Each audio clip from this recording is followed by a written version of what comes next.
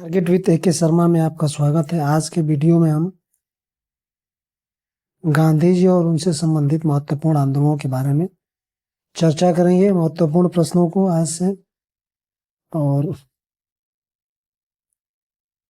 Video पसंद आए तो वीडियो को लाइक और शेयर जरूर करिएगा और चैनल को सब्सक्राइब भी कर लीजिएगा। आज का पहला प्रश्न देखेंगे, गांधी जी के अनुसार हिंसा का क्रूरतम रूप क्या है? तो गांधी जी के अनुसार हिंसा का क्रूरतम रूप क्या है? गरीबी का स्थायित्व या मानव हत्या? तो गांधी जी के अनुसार हिंसा का क्रूरतम रूप गरीबी का स्थायित्व है। गांधी जी के बारे में कुछ इंपॉर्टेंट बातें जानेंगे। गांधी जी का जन्म जो है 2 अक्टूबर 1869 ईस्वी में हुआ था, ये सभी जानते हैं। और इनके पिता का नाम मोहनदास करमचंद गांधी था।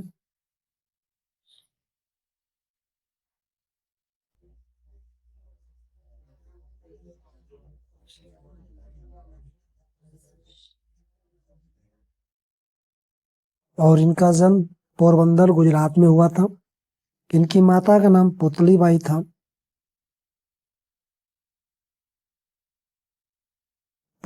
था। और इनके पिता करमचंद गांधी राजकोट, पोरबंदर और बीकानेर के दीवान थे। इसके अलावा 13 वर्ष की आयु में 1882 ईस्वी में इनका कस्तूरबा गांधी के साथ विवाह हो गया। इनके 4 पुत्र थे, हरिलाल, मणिलाल और देवदास। जमनालाल दास को इन्होंने अपना 5वां पुत्र की उपाधि दी थी, जमनालाल दास को।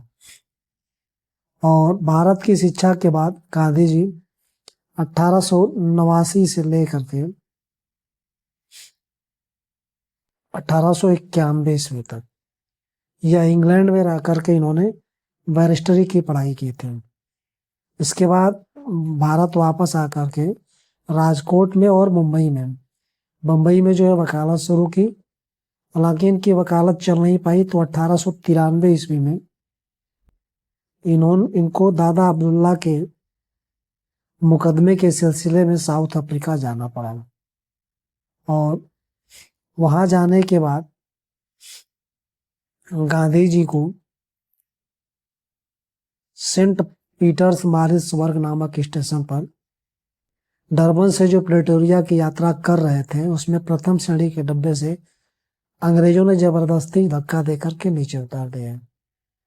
और यह घटना जो है मैरिट्सबर्ग कांड के नाम से जानी जाती है। और यह रंगभेद की नीति के अंतर्गत गांधी जी ने इसका विरोध किया। और 1906 में जो है जो एक्ट आया था, एशियाटिक रजिस्ट्रेशन एक्ट, उसका गांधी जी ने विरोध भी किया था। और इस तरह इस रंगभेद नीति को अवज्ञा आंदोलन शुरू करके समाप्त किया था इन्होंने। 1904 ईस्वी में डरबन में 1904 ईस्वी में डरबन में इन्होंने फिनिक्स फॉर्म की स्थापना की थी। फिनिक्स फॉर्म की स्थापना की थी। और बाद में फिनिक्स फॉर्म जो है ये फिनिक्स ट्रस्ट में परिवर्तित हो गया था। 23 सितंबर 1913 को गांधी जी अपनी पत्नी कस्तूरबा गांधी के साथ जो गिरमिटिया प्रथा थी उसके खिलाफ भी आंदोलन इन्होंने किया। और 1914 में इन्हें सफलता मिली थी। इसके अलावा ये गिरमिटिया प्रथा होती क्या है, तो अंग्रेज एक निश्चित कॉन्ट्रैक्ट के तहत कर सकते हैं किसी भी भारतीय मजदूर को किसी भी अन्य देश में जेल 5 या 10 वर्षों के लिए काम के लिए ले जाते थे। और इस तरह जो है गांधी जी अफ्रीका से 9 जनवरी 1915 को भारत वापस आए। और इसी के उपलक्ष्य में भारत सरकार द्वारा प्रवासी भारतीय दिवस मनाने का निश्चय भी किया गया और मनाया भी जाता है। आने के बाद इन्होंने 25 मई 1915 को सत्याग्रह आश्रम की स्थापना की और 17 जून 1917 को अहमदाबाद के निकट साबरमती के तट पर स्थानांतरित कर दिया इस आश्रम को। बाद में यह साबरमती आश्रम के नाम से प्रसिद्ध हो गया। और भारत आने के बाद अगर गांधी जी सबसे ज्यादा प्रभावित हुए तो वो गोपाल कृष्ण गोखले से प्रभावित हुए, गोपाल कृष्ण गोखले से प्रभावित हो गए थे। इसके अलावा इन्होंने जो है इन्होंने राजनीतिक गुरु भी मान लिया था। और गांधी जी को बहुत सारी उपाधियां भी मिली थी, जिसको बता रहे हैं अभी हम। जैसे इनको दक्षिण अफ्रीका में ही कर्मवीर की उपाधि मिली थी, कर्मवीर की उपाधि मिली थी। इसके अलावा वहीं पे अंग्रेज इनको उपहास के रूप में कुली बैरिस्टर भी कहते थे, कुली बैरिस्टर भी कहते थे। इसके अलावा दक्षिण अफ्रीका में ही इन्हें भंगी शिरोमणि कहा गया, भंगी शिरोमणि कहा गया। इसके अलावा सेवाग्राम का संत, सेवाग्राम का संत भी कहा गया। इसके अलावा यह मलंग बाबा के नाम से भी जाने जाते हैं, मलंग बाबा के नाम से भी जाने जाते हैं। और अधनंगा फकीर भी इनको कहा गया। अधनंगा फकीर किसके द्वारा कहा गया था? तो अधनंगा फकीर जो है ये विंस्टन चर्चिल के द्वारा किया गया था। जब 1931 में ये द्वितीय गोलमेज सम्मेलन में भाग लेने गए थे तो इन्हें अर्धनंगा फकीर कहा गया या देशद्रोही फकीर विंस्टन चर्चिल के द्वारा कहा गया था। मलंग बाबा इनको पश्चिमी सीमा प्रांत के कबीलाई जो लोग थे उनके द्वारा कहा गया था। बापू इनको कहा था पंडित जवाहरलाल नेहरू ने। और राष्ट्रपिता इनको सुभाष चंद्र बोस ने 6 जुलाई 1944 को रंगून रेडियो से अपने संबोधन में सर्वप्रथम राष्ट्रपिता कहा के संबोधित किया था। महात्मा इनको चंपारण सत्याग्रह के दौरान सर्वप्रथम रविन्द्रनाथ टैगोर ने कहा था। कुछ विद्वानों के अनुसार इनको महात्मा सबसे पहले राजवैद्य जीवराम कालिदास द्वारा इनको कहा गया। और वन मैन बाउंड्री फोर्स यह उपाधि जो है दी गई गांधी जी को, वन मैन बाउंड्री फोर्स की गई। तो इस तरह गांधी जी की इतनी सारी उपाधियां थी। और अगला प्रश्न देखेंगे इसके बाद, गांधी जी की दृष्टि में अहिंसा का अर्थ क्या होता है? गांधी जी की दृष्टि में अहिंसा का अर्थ क्या होता है ये बताना है आपको। आपके ऑप्शन है सत्य की प्राप्ति का रास्ता, ईश्वर संस्मरण का एकमात्र रास्ता। तो गांधी जी के अनुसार ये क्या हो सकता है? सत्य की प्राप्ति का रास्ता। आगे प्रश्न देखेंगे, गांधी जी ने भारतीय राष्ट्रीय कांग्रेस के अधिवेशन में किस में सर्वप्रथम भाग लिया था? कोलकाता अधिवेशन 1901 या लखनऊ अधिवेशन 1916 में? कब गांधी जी ने इसमें भाग लिया था?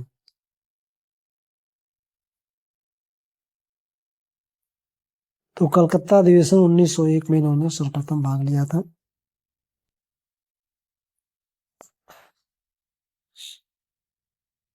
अभी मैंने बताया गांधी जी के नाम के पहले महात्मा गांधी किसने जोड़ा? महात्मा।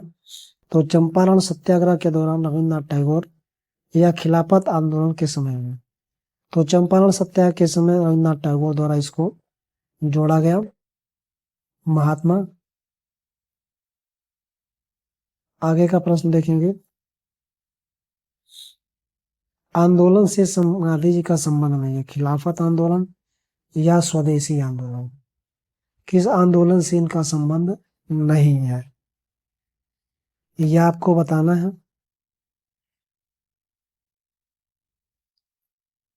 तो स्वदेशी आंदोलन से इनका कोई संबंध नहीं है। और आगे का प्रश्न देखेंगे। गांधीवादी विचारधारा किनसे प्रभावित रही?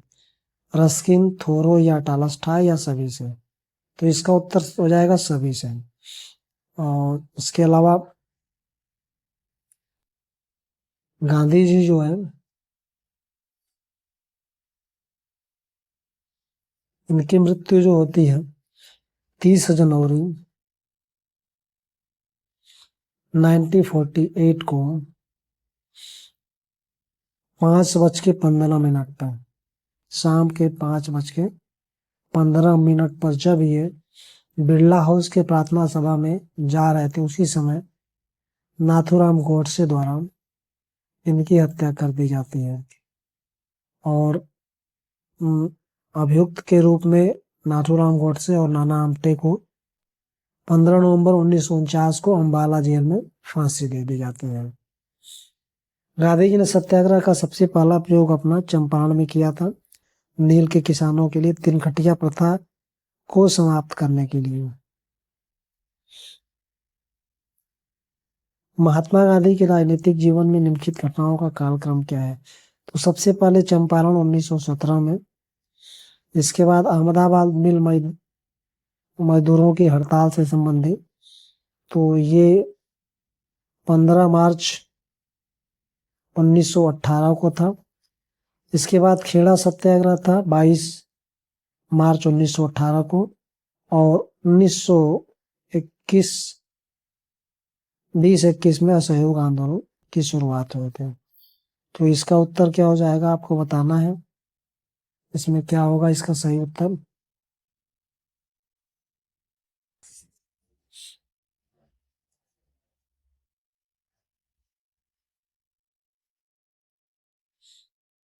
घटनाओं का सही क्रम करना है, तो 1, 2, 3 और 4 यही वाला सही हो जाएगा।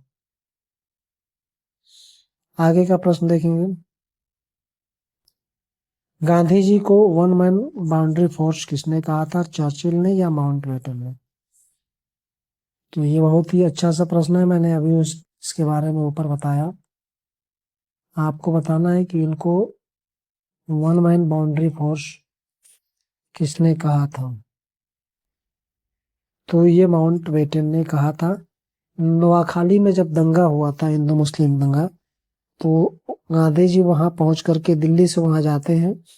नोआखाली जो है ये पश्चिम बंगाल में है, और ये जाते हैं दिल्ली से पश्चिम बंगाल और आमरण अनशन करके दंगे को रुकवाते हैं।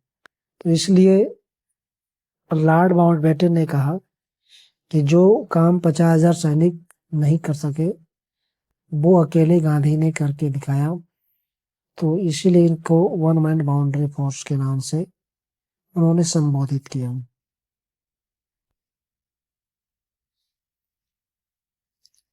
चंपारण सत्याग्रह के समय महात्मा गांधी का साथ दिया था जवाहरलाल नेहरू, राजेंद्र प्रसाद, या राजेंद्र प्रसाद या अनुग्रह नारायण सिन्हा ने? तो राजेंद्र प्रसाद और अनुग्रह नारायण सिन्हा ने चंपारण सत्याग्रह के दौरान गांधी जी का साथ दिया था।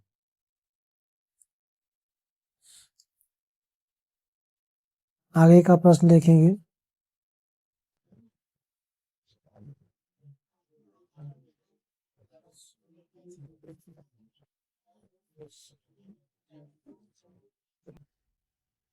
महात्मा गांधी के चंपारण सत्याग्रह का विरोध किसने किया था? रविन्द्रनाथ टैगोर या एन जी रंगा ने?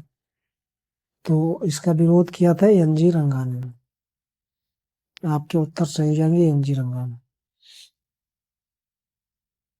चंपारण सत्याग्रह से कौन संबंधित नहीं था? अनुग्रह नारायण सिन्हा या जयप्रकाश नारायण? तो जयप्रकाश नारायण इससे संबंधित नहीं था।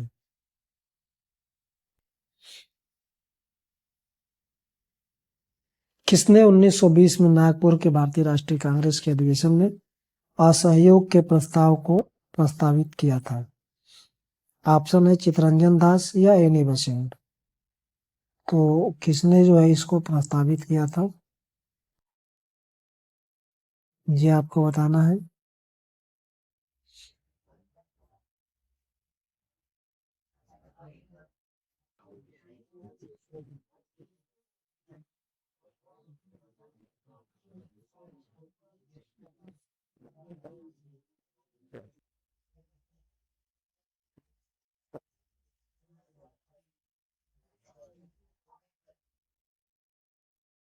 चलिए इसका उत्तर देख लेते हैं।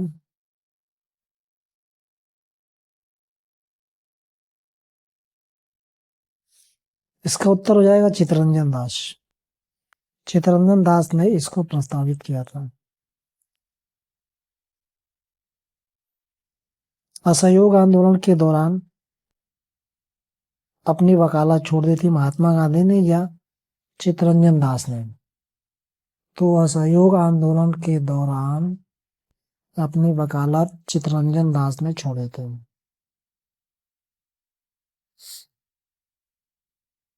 किसने असहयोग आंदोलन का समर्थन किया परंतु उसके परिणाम नहीं देख सका? बाल गंगाधर तिलक या लाला लाजपत राय? तो ये बाल गंगाधर तिलक थे। असहयोग आंदोलन के बारे में कुछ जान लेंगे कि असहयोग आंदोलन कब शुरू हुआ था, कैसे था, ये सारी चीजें आपको इसमें जानना है।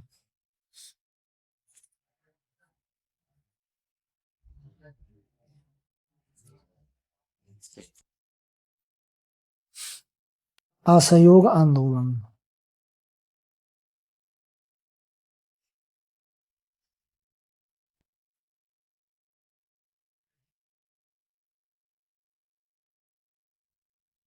नॉन कोऑपरेशन मूवमेंट, यह 1 अगस्त जो है 1920 को इसकी शुरुआत होती है और 12 फरवरी 1922 को इसकी समाप्ति होती है।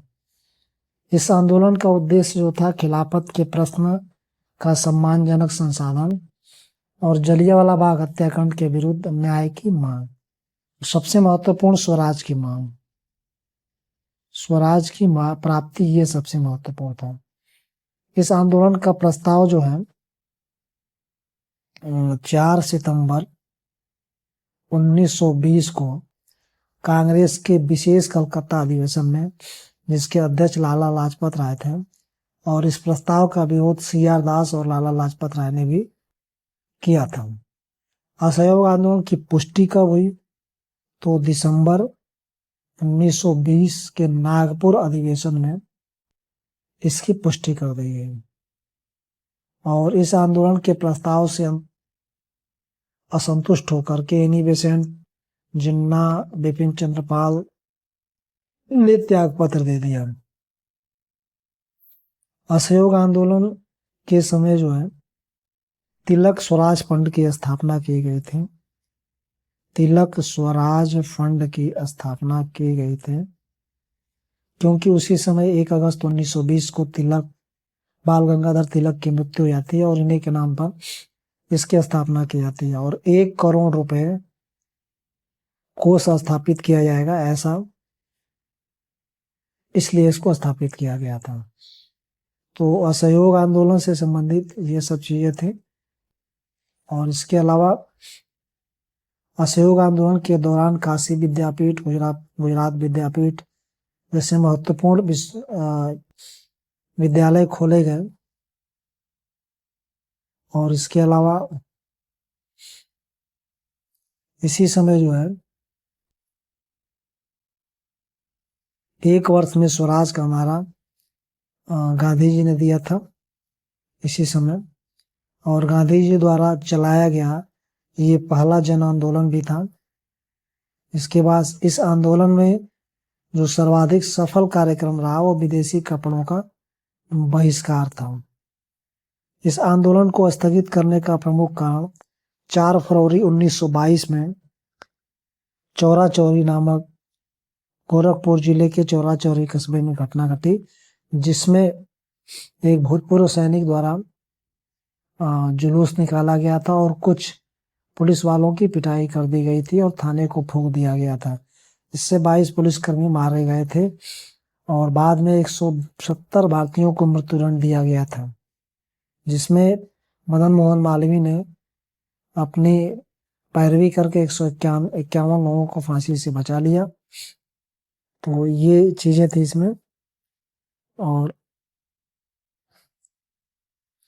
महात्मा गांधी द्वारा ये बहुत ही बड़ा आंदोलन था। इसके अलावा गांधी जी ने असहयोग आंदोलन के दौरान अपनी कैसर हिंद की उपाधि, जुलू युद्ध पदक, बोअर युद्ध पदक की उपाधि जो है ये वापस कर दिया था। जब चौरा चौरी कांड की घटना हुई थी तो उस समय का वायसराय अर्ल ऑफ रेडिंग था।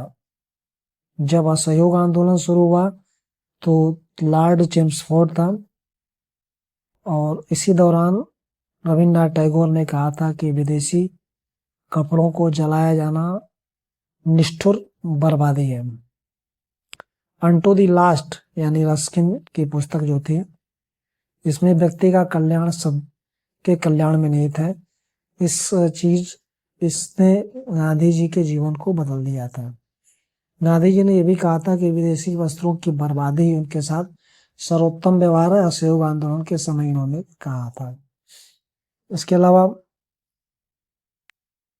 गांधी जी के बारे में जब असहयोग आंदोलन 12 फरवरी 1922 को समाप्त किया गया, कांग्रेस कार्यकारिणी की बारदोली बैठक में यह निर्णय लिया गया गांधी के द्वारा, तो बहुत से लोगों ने इनका विरोध किया और गांधी जी के बारे में सुभाष चंद्र बोस ने भी कहा कि उस समय जनता का उत्साह बहुत ऊंचा था, तब पीछे हटने का आदेश देना राष्ट्रीय संकट से कुछ कम नहीं था।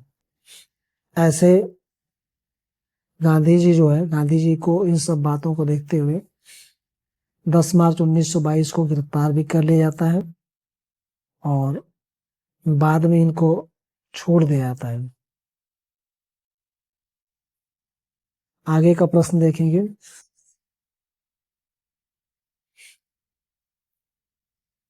किस क्षेत्र में राहुल सांकृत्यायन 1920 में असहयोग आंदोलन में सक्रिय हुए, छपरा या पटना में? तो इस चीज को बताना है कि ये कब सक्रिय थे।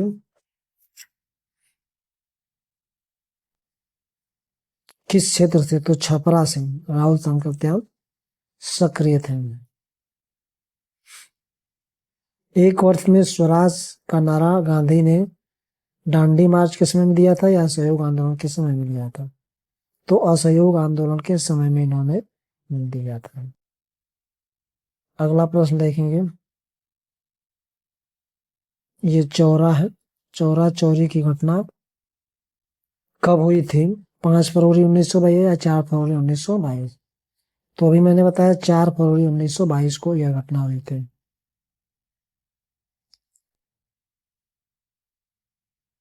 किस घटना के बाद महात्मा गांधी ने असहयोग आंदोलन को हिमालय जैसी भूल बताया? चौरा चौरी या खेड़ा सत्याग्रह के बाद? तो चौरा चौरी घटना के बाद जो है उन्होंने इस तरह की बातें की। असहयोग आंदोलन के स्थगन संबंधी घटनाओं का सही क्रम क्या है? तो असहयोग आंदोलन जब स्थगित किया गया तो उसकी घटनाओं का सही क्रम क्या हो सकता है? तो इसके ऑप्शन आपके हो जाएंगे 1, 2, 3, 4। चौरा चौरी में पुलिस गोलीकांड, उग्रवादियों द्वारा पुलिस थाना को जलाया जाना, गांधी जी का आंदोलन का स्थगन और गांधी जी की गिरफ्तारी। तो ये चारों अपने क्रम में ही है।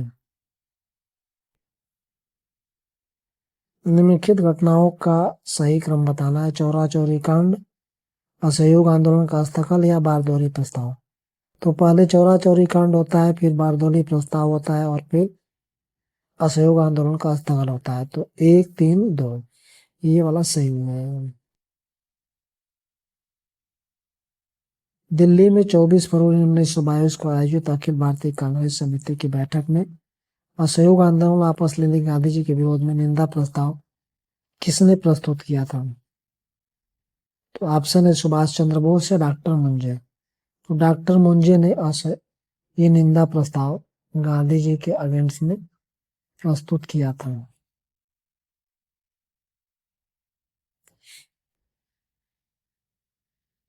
1921-22 असहयोग आंदोलन का मुख्य प्रतिफल कहा था? हिंदू मुस्लिम एकता या भारतीय राष्ट्रीय कांग्रेस में विभाजन। इसका हिंदू मुस्लिम एकता ये प्रमुख रिजल्ट आया इसका। असहयोग आंदोलन के दौरान स्थापित की गई कुछ संस्थाएं काशी विद्यापीठ, गुजरात और जामिया मिलिया, ये तीनों ही स्थापित किया गया था। मोतीलाल नेहरू और चित्तरंजन दास द्वारा 1923 में गठित पार्टी का नाम क्या था? गदर पार्टी या स्वराज पार्टी? तो ये स्वराज पार्टी की स्थापना की गई थी 1 जनवरी 1923 ईस्वी को।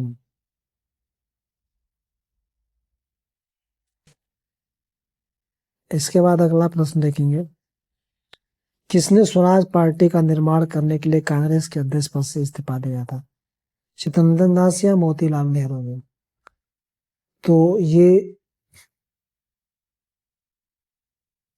चित्तरंजन दास थे, उन्होंने इस्तीफा दिया था। मोतीलाल नेहरू के स्वराज दल के नेता थे और कौन दल में नहीं था? सी राजगोपालाचारी या विट्ठल भाई पटेल? तो सी राजगोपालाचारी जो थे इस दल में नहीं थे। बाकी विट्ठल भाई पटेल, चित्तरंजन दास, श्रीनिवास अयंगर थे। आगे वाला प्रश्न देखेंगे, स्वराज आम जनता के लिए होना चाहिए, केवल वर्गों के लिए नहीं, किसने कहा था? तो इसको चित्तरंजन दास ने ही कहा था।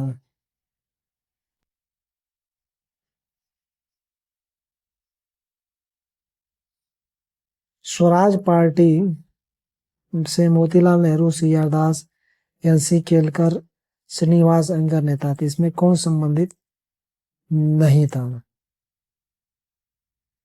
तो राजेंद्र प्रसाद या चित्तरंजन दास?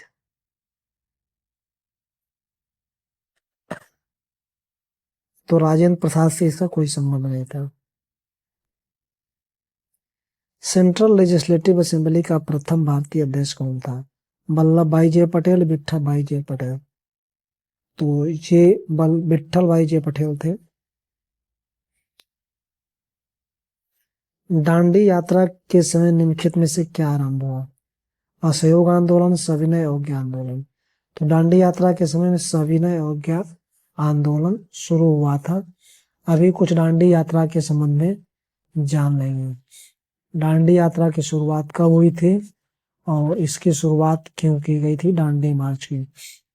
तो इसके बारे में थोड़ा सा डिटेल जान लेंगे। दांडी मार्च, दांडी यात्रा, इसकी शुरुआत 12 मार्च से 6 अप्रैल 1930 तक हुई थी। कुल 24 दिनों तक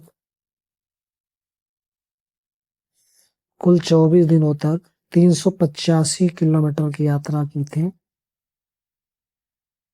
और यह यात्रा 5 अप्रैल को गुजरात के नवसारी जिले की, ये दांडी जो है गुजरात के नवसारी जिले में है दांडी, और यहां से शुरू होकर के यह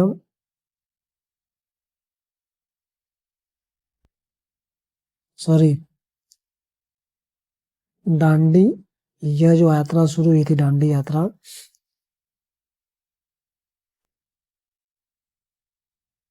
यह साबरमती आश्रम से शुरू हुई थी। साबरमती आश्रम से शुरू हुई थी, अपनी यात्रा इन्होंने शुरू की थी और खत्म जो हुई थी दांडी में हुई थी, जो गुजरात के नवसारी जिले में है, दांडी नामक गांव। और वहीं पे 6 अप्रैल को समुद्र तट पर गांधी जी एक मुट्ठी नमक हाथ में लेकर नमक कानून का उल्लंघन करते हैं और 9 अप्रैल 1930 को यह घोषणा करते हैं कि गांव-गांव में जाकर नमक कानून तोड़ा जाए। तो अगर मील पूछ ले कितने मील चले थे तो 241 मील वो चले थे। कुल 78 लोग इनके साथ थे, 78 स्वयंसेवक दांडी मार्च में। और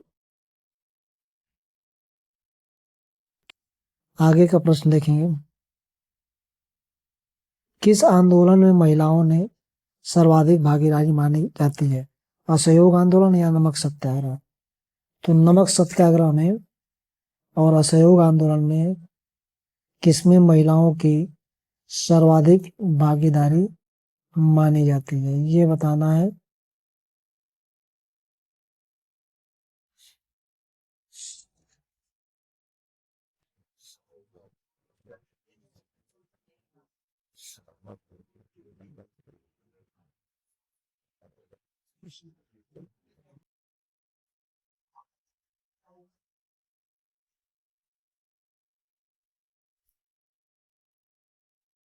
तो नमक सत्याग्रह में महिलाओं की भागीदारी सफेद है।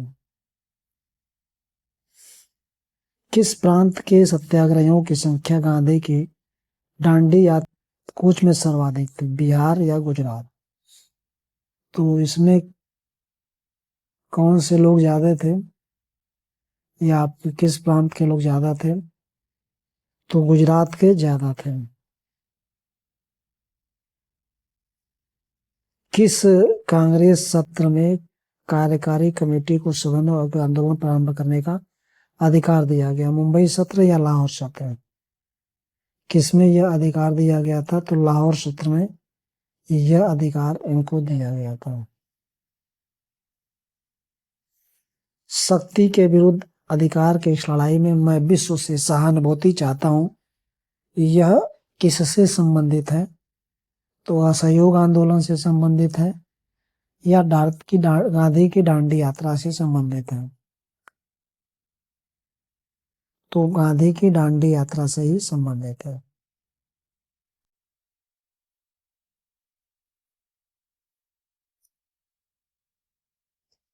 आचार्य विनोबा भावे किस आंदोलन में भाग लेने के लिए प्रथम बार गिरफ्तार हुए थे, बारदोली आंदोलन या सविनय अवज्ञा आंदोलन?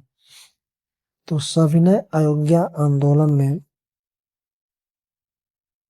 भाग लेने के लिए सर्वप्रथम ये गिरफ्तार हुए थे। महात्मा गांधी धरतना नामक गोदाम पर कार्यकर्ताओं के समय भावे के समय कहाँ थे, यरवदा जेल या आगा खां पैलेस में?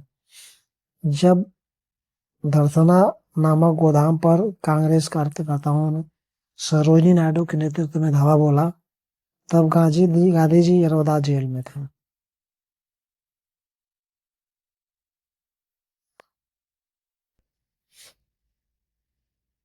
नमक सत्याग्रह के समय गांधी जी के गिरफ्तार हो जाने के बाद आंदोलन के नेता के रूप में उनका स्थान किसने लिया, अब्बास तैयब जी या जवाहरलाल नेहरू ने? तो जब ये गिरफ्तार हो गया तो अब्बास तैयब जी ने इनका स्थान लिया था। अप्रैल 1930 में नमक कानून तोड़ने के लिए तंजौर तट पर एक अभियान संगठित किया गया, चिदम्बरम पल या सी राजगोपालाचारी द्वारा? तो सी राजगोपालाचारी द्वारा यह शुरू किया गया। गांधी ने दांडी यात्रा प्रारंभ की थी साबरमती से या दांडी से? तो साबरमती से इन्होंने यात्रा की थी और गुजरात के नवसारी जिले में दांडी यात्रा दांडी नामक एक गांव में जाकर खत्म की। बेगूसराय में चौकीदारी टैक्स आंदोलन एक हिस्सा था, असहयोग आंदोलन का सविनय अवज्ञा आंदोलन का? तो ये किसका एक हिस्सा था आपको बताना है,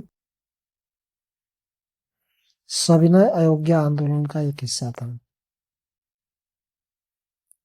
प्रभावती देवी किस क्षेत्र की स्वतंत्रता संग्राम सेनानी थी, चंपारण या पटना का?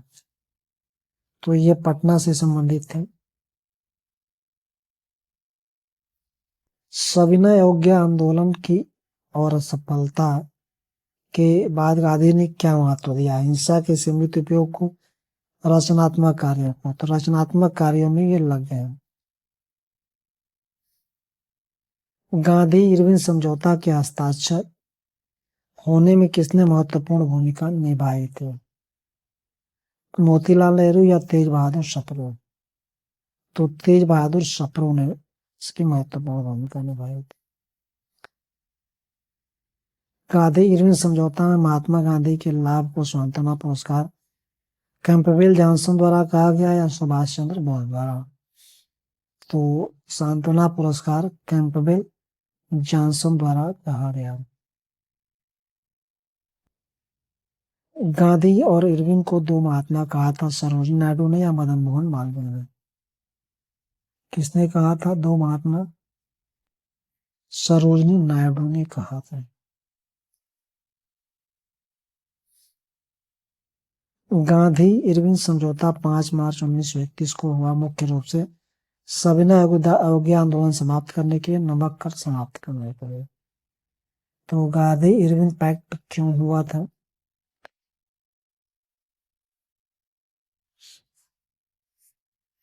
सविनय अवज्ञा आंदोलन समाप्त करने के लिए। हरिपुरा, जहां भारतीय राष्ट्रीय कांग्रेस का वार्षिक अधिवेशन 1938 में हुआ, सुभाष चंद्र बोस की अध्यक्षता में, वह किस राज्य में स्थित है? हरिपुरा किस राज्य में स्थित है? इसको आपको बताना है।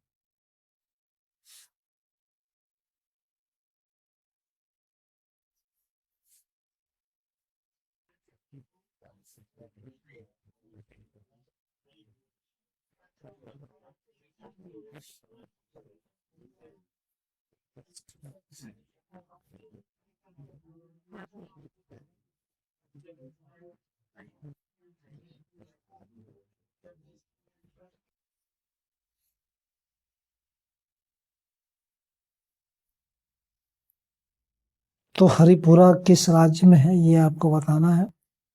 ये गुजरात में है। वही एक दूसरा प्रश्न आता है त्रिपुरी संबंधित, तो त्रिपुरी जबलपुर मध्य प्रदेश में है।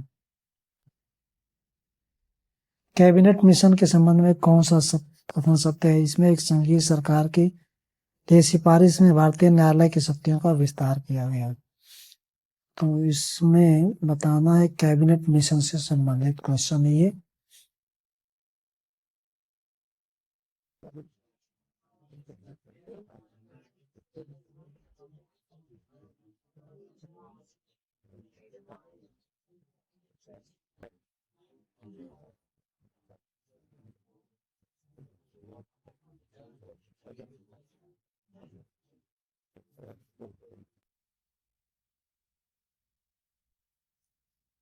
तो इसका उत्तर हो जाएगा, इसमें एक संघीय सरकार के लिए सिफारिश की गई थी।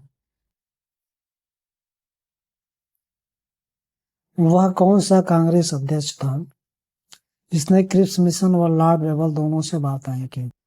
अब्दुल कलाम आजाद या कृपलानी? तो अब्दुल कलाम आजाद, अबुल कलाम आजाद है, अब्दुल नहीं, अबुल कलाम।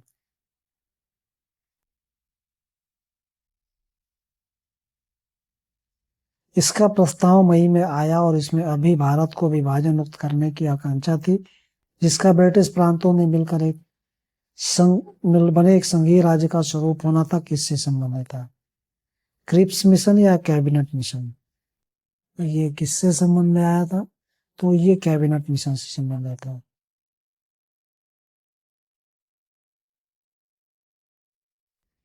किसने वायसराय के एग्जीक्यूटिव काउंसिल के पुनर्गठन का सुझाव दिया, जिसमें वार मेंबर सहित सभी भागों भारतीय नेताओं द्वारा धारण किए गए थे? साइमन कमीशन या कैबिनेट मिशन 1946? तो कैबिनेट मिशन 1946।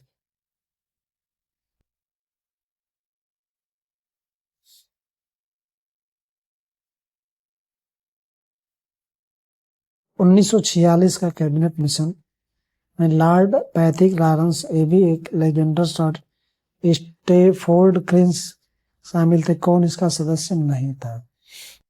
तो इसका सदस्य कौन नहीं था? लॉर्ड एमरी, यानी एमरी इसके सदस्य नहीं थे। कैबिनेट मिशन योजना के अंतर्गत संविधान निर्मात्री परिषद में प्रत्येक प्रांत को आवंटित सदस्य संख्या निर्धारित करने के लिए एक प्रतिनिधि कितनी जनसंख्या के अनुपात में था? 8 लाख व्यक्ति, 10 लाख व्यक्ति। तो इसका उत्तर क्या होगा? 10 लाख व्यक्ति। संविधान सभा जिसने भारतीय संविधान का निर्माण किया का गठन किया गया था? महारानी की घोषणा पत्र के अंतर्गत या कैबिनेट मिशन प्लान के अंतर्गत? ये इंपॉर्टेंट प्रश्न है। तो कैबिनेट मिशन प्लान के अंतर्गत ये उसका उत्तर हो जाएगा। भारतीय स्वतंत्रता अधिनियम ब्रिटिश संसद द्वारा पारित किया गया 18 जुलाई 1927, 8 जुलाई 1947। यह कब पारित किया गया? 18 जुलाई 1947 को। ब्रिटिश सरकार ने जून 1948 में भारत छोड़ने की घोषणा की थी। फरवरी 1947 में या जून 1947 में? तो फरवरी 1947 में इन्होंने घोषणा की थी। भारत के स्वतंत्र होते समय इंग्लैंड का प्रधानमंत्री Churchill Clement Italy labour party से, तो यही था, लेबर पार्टी से क्लीमेंट इटली।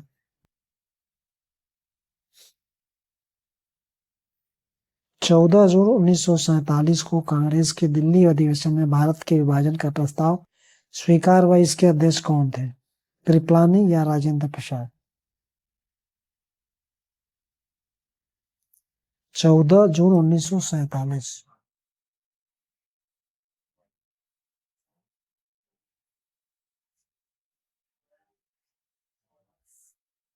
ये आचार्य JB कृपलानी थे। भारतीय राष्ट्रवाद ब्रिटिश राज का शिशु था। मजूमदार या कोपलैंड ने कहा है? तो यह किसने कहा था?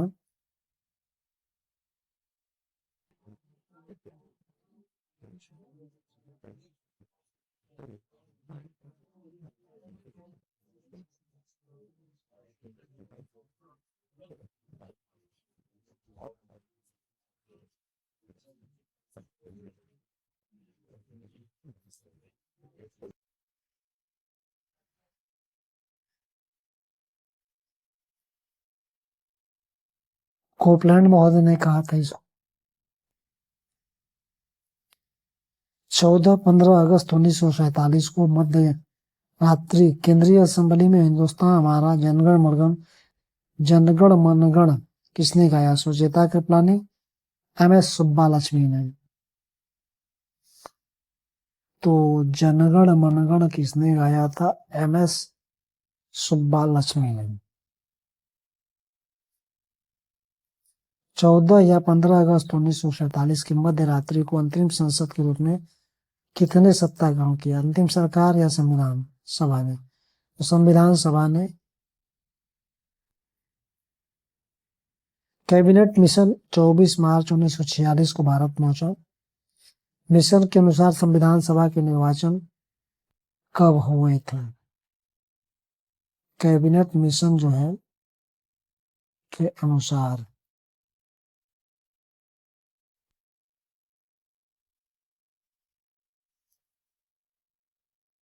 जुलाई 1946।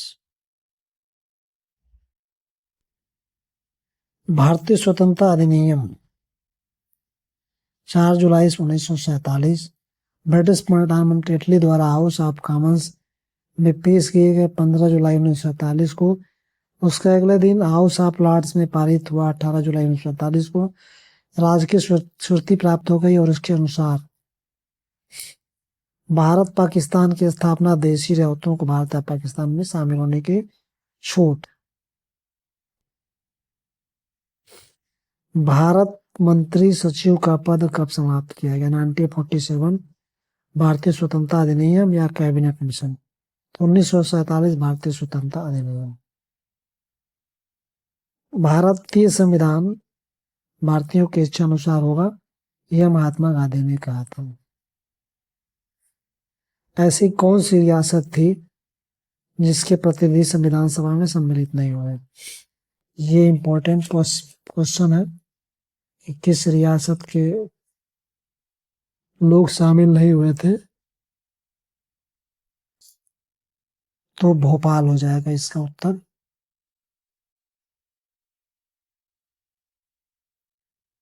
भारत छोड़ो आंदोलन के बारे में जान लेंगे, जिसे अगस्त क्रांति के नाम से जाना जाता है।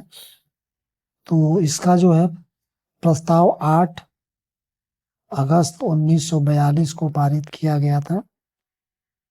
मौलाना अबुल कलाम की अध्यक्षता में बम्बई के ऐतिहासिक ग्वालियर टैंक के मैदान में, और जिसे वर्धा प्रस्ताव, क्योंकि इसका प्रस्ताव वर्धा अधिवेशन में प्रस्तुत किया गया था जुलाई 1942 में। तो भारत छोड़ो प्रस्ताव पारित कर दिया गया, करो मरो का नारा इसमें दिया गया। और उसी समय महात्मा गांधी को अगले दिन 9 अगस्त को गांधी जी, कस्तूरबा गांधी, महादेव देसाई, सरोजनी नायडू को आगा खां पैलेस में गिरफ्तार करके रखा गया। जवाहरलाल नेहरू, गोविंद वल्लभ पंत, प्रफुल्ल चंद्र घोष, पट्टाभी सीतारामैया, आचार्य कृपलानी को अहमदनगर में कैद करके रखा गया। राजेंद्र प्रसाद को पटना के बांकीपुर में, जयप्रकाश नारायण को हजारीबाग सेंट्रल बैंक जेल में। और यह सभी गिरफ्तारी 9 अगस्त की सुबह ऑपरेशन जीरो आवर के तहत की गई। भारत छोड़ो आंदोलन के तहत जो है यह कार्य किया गया।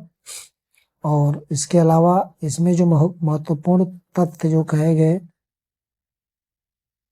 इसमें राजेंद्र प्रसाद के द्वारा कहा गया कि हमें इस बार गोली खाने और तोप का सामना करने के लिए तैयार रहना चाहिए। सरदार पटेल ने कहा कि इस बार का आंदोलन थोड़े दिनों का है, किंतु बहुत ही भयानक होगा। और इस तरह यह नेतृत्व विहीन आंदोलन जो है, इसके अलावा बम्बई और नासिक में भूमिगत रेडियो स्टेशन की स्थापना की गई। उषा मेहता, राम मनोहर लोहिया और वीएम खाकर ने भूमिगत अंग्रेज रेडियो का संचालन भी किया था। और इसके अलावा यह आंदोलन जहां पे बलिया में 19 अगस्त 1942 में एक सप्ताह के लिए समानांतर संघ सरकार की स्थापना चित्तू पांडे के द्वारा की गई थी। सभी बंद कांग्रेसियों को छोड़ दिया गया था। इसके बाद तामलुक, मिदनापुर दिसंबर 1942 में, दिसंबर 1942 से सितंबर 1944 तक जातीय सरकार की स्थापना की गई। और यहाँ पे एक सशस्त्र विद्युत वाहिनी का गठन किया गया। इस वाहिनी की सदस्य मातंगिनी हजारा के आंदोलन के दौरान गोली लगने से मृत्यु हुई थी। सबसे लंबी सरकार 1943 के मध्य से 1945 तक, यह सबसे लंबे समय तक चलने वाली सरकार 17 में थी। और यहाँ की समानांतर सरकार वाई.वी. चौहान और नाना पाटिल इत्यादि की प्रमुख भूमिका थी इसको बनाने में। पुस्तकालयों की स्थापना, गांधी विवाद और इसके अलावा शराबबंदी, ये सब इसमें किया गया। इस आंदोलन में कम्युनिस्ट पार्टी और मुस्लिम लीग ने भाग नहीं लिया था। और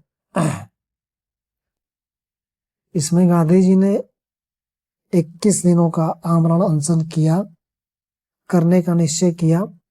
और 12 फरवरी 1943 से उन्होंने शुरू कर दिया था। फिर उसके बाद 6 मई 1944 को, 4 मार्च 1943 को गांधी जी ने उपवास तोड़ दिया। और इसी समय एक विद्रोह हुआ था 1946 में, शाही नौसेना का विद्रोह 18 फरवरी 1946 को हुआ था। बम्बई के नौसैनिक प्रशिक्षण पोस्ट NS तलवार के सैनिकों द्वारा यह किया गया था। खराब भोजन, कम वेतन, नस्ली अपमान, प्रतिरोध शोध का रवैया अपनाना, और शीघ्र यह विरोध कराची, मद्रास, कलकत्ता में फैल गया। कुल मिला करके यह विद्रोह 1946 में बम्बई में 22 फरवरी 1946 के अभूतपूर्व आंदोलन का हिस्सा बना। और 2 लाख मजदूरों ने इसमें भाग लिया। 78 जहाज नौसेना की 20 स्थलीय छावनियां और 20,000 नौसैनिक सम्मिलित हो गए। और इसके अलावा पटेल जिन्ना भी इस आंदोलन को समर्पण करने के लिए आह्वान किया। 23 फरवरी 1946 को यह आंदोलन आत्मसमर्पण हो गया। और इसके अलावा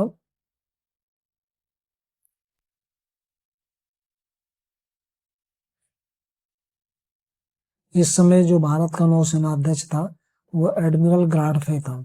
इसको भारत की लाल क्रांति के नाम से भी जाना जाता है। तो आज के वीडियो का इतना ही है। अगले दिन मिलते हैं नए टॉपिक के साथ। तब तक के लिए धन्यवाद।